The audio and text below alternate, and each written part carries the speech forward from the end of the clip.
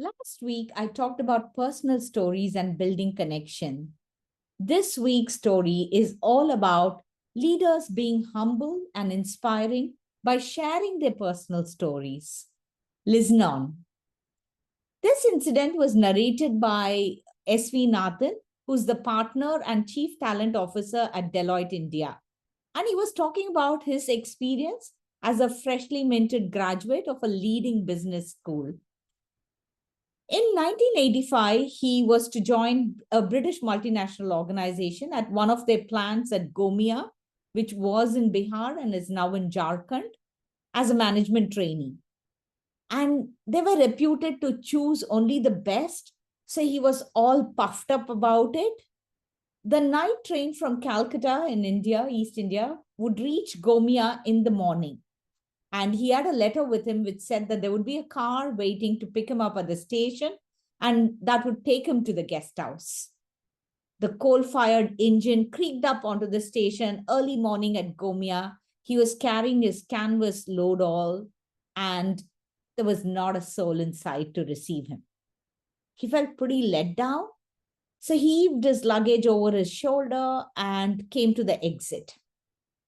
And that was when he saw a nice car. The driver was in khaki shorts and a white t-shirt, and he was walking towards the car. So Nathan goes up to him and briskly tells him, "Open up the trunk and keep my luggage." So the driver asks him in Hindi who he was, and Nathan introduced himself. And all this in a very condescending kind of a way. And he says, "Take me to the guest house." The driver says he's happy to drop me, and he heaves the luggage in, opens the rear door, has him seated, checks whether he's comfortable, and carries on. And throughout the ride, the driver kept asking him questions about his family in a very kind sort of a way. And Nathan responds in monosyllables, irritated with the driver who's speaking too much.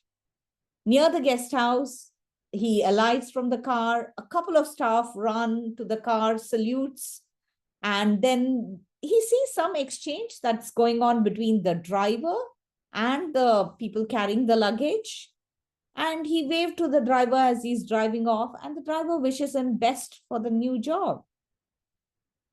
The next day was going to be a big day because he was supposed to meet the big daddy of the place, the chief executive, Dr. S.K. Verma.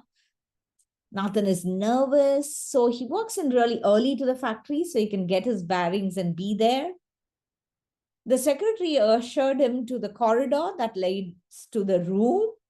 Nathan knocks on the door and walks into this large office, and there's a big man with overalls with his back to him.